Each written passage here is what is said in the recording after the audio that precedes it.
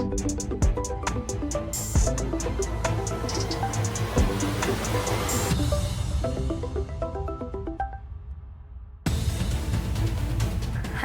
अगं तारिणी, कुठेस तू? हा, अगं केव्हापासून फोन करते मी तुला, उचलत का नाहीयेस? अगं खरं म्हणजे ना, मी तुला कालची गंमत सांगायला फोन केला होता. काय झालं सांगू का? आपल्या सुगरणबाई आहेत ना, काव्या, काल दुपारी चहा ठेवायला गेली ग, पातेलंभर आधण ठेवलं. आणि दुसऱ्या सुगरणबाई मालती, त्यांनी आवरावर करताना मिठाची बरणी साखरेच्या जागेवर आणि साखरेची बरणी मिठाच्या जागेवर ठेवली. काव्यानी साखरेच्या ऐवजी मीठ टाकलं चहात, आणि जो काय चहा खारट झाला म्हणून सांगू. तारिणी, केदारला रक्त दिलंय, आता तो ठीक आहे. तारिणी, तारिणी. हॅलो. मी करते थोड्या वेळात फोन. हा सुमी, बाय बाय.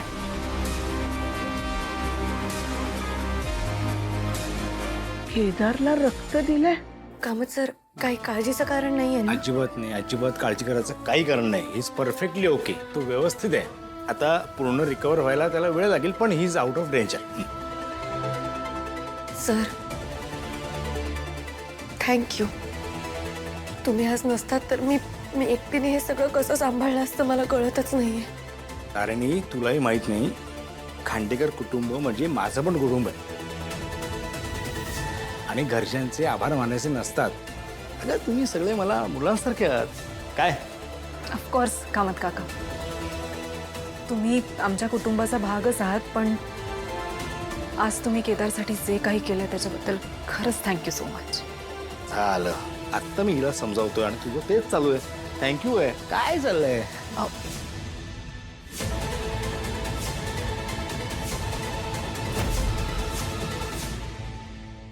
कामत काका, दया काकांना प्लीज घरी जाऊन आराम करायला सांगा. ते माझं ऐकणार नाहीयेत. डोंट वरी, लक्षात ठेव. समजा.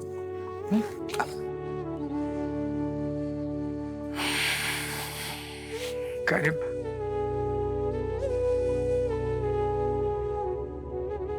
दया, तुझा मुलगा सुखरूप आहे. हा, रिलॅक्स, शांत हो रे. अरे, देवाचीच कृपा म्हणायची रे बाबा. बरं, माझं ऐकशील? तू आता घरी जा आणि शांतपणे आराम कर. नाही नाही नाही रे, मी थांबतो इथेच.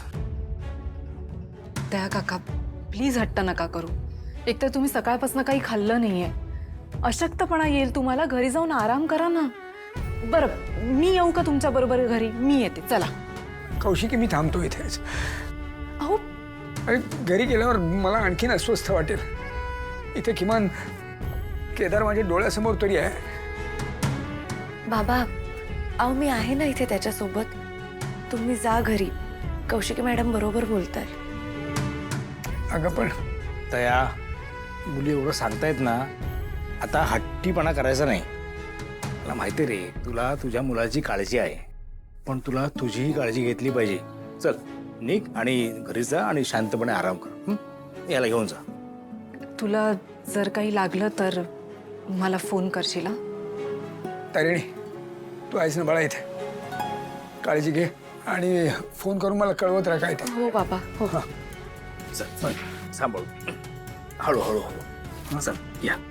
आलो आम्ही. सावकाश.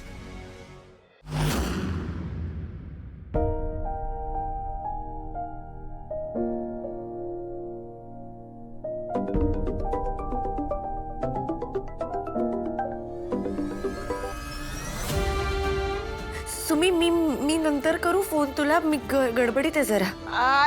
ऐक ऐक तारिणी, ऐक. तू सांग ना मला, केदारला काय झालंय? नाही, तिकडे कुणाचा तरी आवाज ऐकला मी, केदारला रक्त दिलंय म्हणून.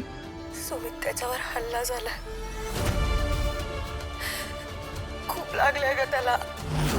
कुणी हल्ला केला आणि का? माहित नाही. कुणी लुटायला आलं होतं का ग त्याला? अगं नाही ग, फक्त खूप मारलंय त्याला. काहीच घेऊन नाही गेले ते लोक. एवढी मोठी गोष्ट तू माझ्यापासून का लपवून ठेवलीस ग? ते काही नाही, मी आत्ताच्या आत्ता माधवला बरोबर घेते कुठल्या हॉस्पिटलमध्ये आहे ते सांगा मला. नाही नाही तुम्ही आत्ता नका येऊ तुम्ही. तो आत्ता कुठेतरी जरा स्टेबल झालाय, पण तो अजून शुद्धीवर नाही आला.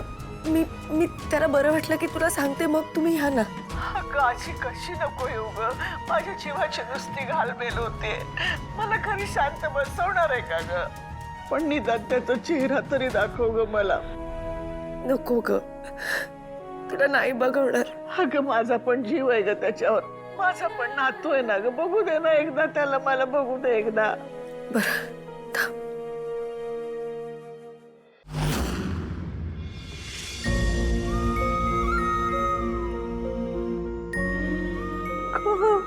आई ग, काय अवस्था झाली ग माझ्या लेकराची. एवढ्या गुणी मुलाला का मारलं असेल ग कुणी? तेच कोडं तर सुटत नाहीये. त्यांनी नक्कीच काहीतरी पुण्य केलेलं असणार ग, म्हणून एवढ्या मोठ्या हल्ल्यातून बचावलाय तो. सुमी तू आता शांत हो.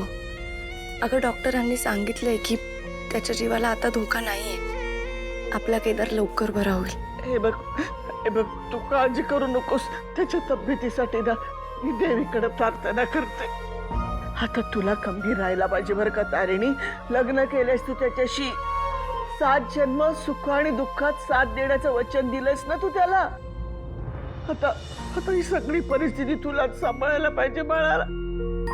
आणि ज्याने कोणी केलं असेल ना हे, त्याला माझे तळतळाट लागतील, किडे पडतील मेल्याच्या हातात. एवढ्या चांगल्या मुलाला त्रास देणाऱ्या माणसाचं कधी कधी चांगलं होणार नाही. मला स्वतःची काळजी घे. आणि काय तिकडे होतंय ना ते मला वेळोवेळी कळव बरं का ग. हो माझा जीव टांगणीला लागलाय ग इकडे. ठेवते.